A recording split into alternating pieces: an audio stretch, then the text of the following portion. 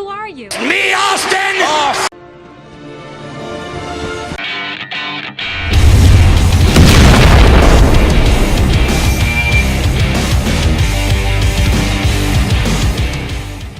Hello and welcome to our wrestling perspective.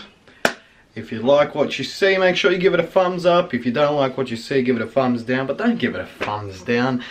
In the famous words of Hulk Hogan, sub it, cousin. Alright, in this review we'll be reviewing a whole bunch of events that was under the whole umbrella of Road to Power Struggle New Japan Presents. We'll add a little logo about there.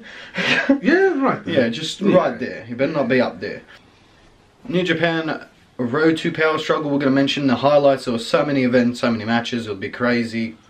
And so many repetitive matches that if we were to go one by one, we'll be here for way too exactly long. So we'll address the things that need to be addressed. First thing, Chase Owens and the Tokyo Pimp. Are they Bullet Club? Are they elite? They still have the Bullet Club gear on, even though supposedly they're not a part of the Bullet Club, but then people are saying it's BCOGs, but then you have Tama Tonga say it isn't BCOGs, we're just Bullet Club. So that was probably one of the most confusing things about this. Then what would you say next would bring up to your head? In each event, we saw constant highlights of the Young Lions. Constant. Yes. We saw them in six-man matches. We saw them merged up with actual veterans. Even towards the end of the actual road too, we saw them tagging up with a veteran. Like, I believe one of them was tagging up with Dagachi, another one was tagging up with ACH. So it was good to have, while the tag team league was going on, chuck those fresh faces in and the black jocks doing the freaking Boston Crabs.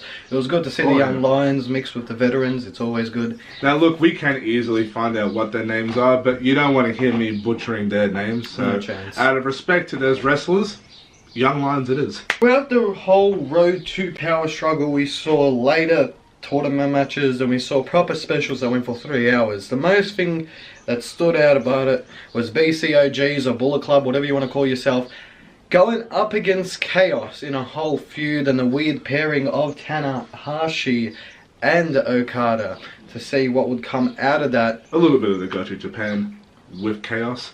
The main story that was coming out of that was about Okada and Switchblade because of Gato. And you did see slowly on that Switchblade would get the advantage, but slowly as it would go, Okada would get the advantage. And we know this is leading up to a big Wrestle Kingdom match. It probably would lead up to another tag match as well, with Tanahashi and Okada going for the tag team champions, since Young Bucks are no longer present, and which other heavyweight tag teams are going to come up to the plate against the Guerrillas of Destiny. Also, another thing that really irritated me was you had everyone within the BCOGs, even Gato himself, advertising all this merchandise from Bullet Club. Switchblade is like, fuck this. And he comes out with just a jacket and pants. Like, fair enough before, but now you're a part of Bullet Club, start wearing Bullet Club stuff. Yeah, but don't let it take away that when they were showing Chaos, they had a lot of, Chucky T. Give me more Chucky T, New Japan. Oh, and another thing, Lenny Popper on commentary. Whose idea was that?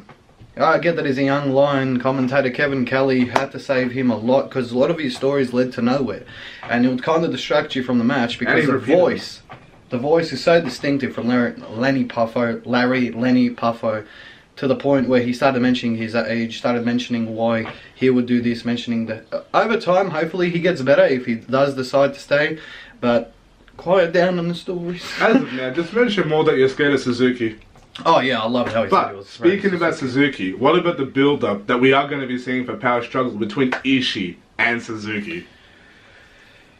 What? Just all their press conferences are just them bashing each other, so I can't wait to see that. Them having different type of tag team matches, or Tucker being involved, or you had Rocky being involved. It would still end the same way. It'd be Suzuki with Ishii going constantly. Chop after, slap after, punch after. And then a young lion cops it at the end. Always young lions have to cop it. Always young lions. What else did we mention here? Did you mention Tanahashi? What about Tanahashi and Kota Ibushi? We saw them a lot. Okay, no, because I mentioned the whole Tanahashi. We'll go through the team. Alright? One by one. Now, it's time to go through the 8 teams that were in the World Junior Tag League This was a bit of different rules this time. It was more of a bracket instead of elimination last year. We saw the 8 teams. We'll go introduce them one by one. First, we saw Bullet Club in Taji Ishimori, and recently recruited by Taji Ishimori, the Australian sniper of the skies, Robbie Eagles. What great pairing. That's all I'm saying. Great debut for Eagles, especially making Liger tap. My God. In his first match, he made Liger tap, and that made me... I was sitting on the edge of my seat when he had him in the submission. Taji was holding back Tiger Mask. It was chaotic, but it's very good to see Australia finally branching out, and what a way to put it within the actual tag league. Even though, ironically, though, he's only the second Australian to join Bullet Club, though. Exactly right. I still think Juice is a part of OJ's, isn't he? Yeah, because he got the T-shirt at MCW. But, yeah. But moving on to the next teams. We saw the second team of last year's winners. We saw Roppongi 3K. 3K. We saw Yo and Sho. They're just too good. They are the future. That's guaranteed. Future. You can easily see that whenever you're watching the tag. I don't think it's hard enough to say that they're the favourites. They hardly dropped the match. They dominated, very clean. Unstoppable. And just two of the biggest faces that New Japan has. Exactly right. Things are looking great for them.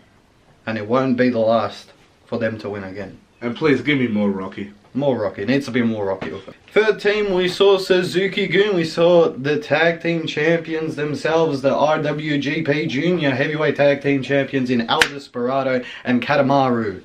They were doing very excellent, bringing out those dirty tactics with the whiskey. The only team that was really doing that. I know. They were the only big fundamental heels without the actual league. Look, I know you had OGs, and you can go like for a limb and say LIJ, but nah, the whiskey bottle. Still the whiskey bottle. You can't beat the whiskey bottle. Even for them to do it to Jushin Thunder Liger and Tiger Mask, and they had the whole stare-off, it won't be the last time when Jushin Thunder Liger and Tiger Mask meet up. But speaking with of Suzuki Gun. But speaking of that team, fourth team, we saw Jushin Thunder Liger with the legendary Tiger Mask, the fourth rendition. Fourth one. We think it's the fourth one. It's always good to see veterans and seeing them put over more talent than what they were winning. They did pick up a couple of matches. Yeah. But most of the time they were putting over talent, like we mismentioned, Robbie Eagles. They were probably one of the crowd favourites because everyone knew their name. And it's good to chuck them in when you have a whole bunch of new tag teams that you got to build. Now, once again, sorry though for our lack of, what can I say?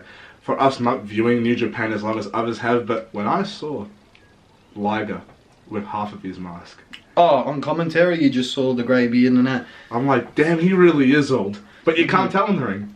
You can't. And when it made it very distinctive, we're like, oh no. It was just like when you saw Hulk Hogan at Crown Jewel.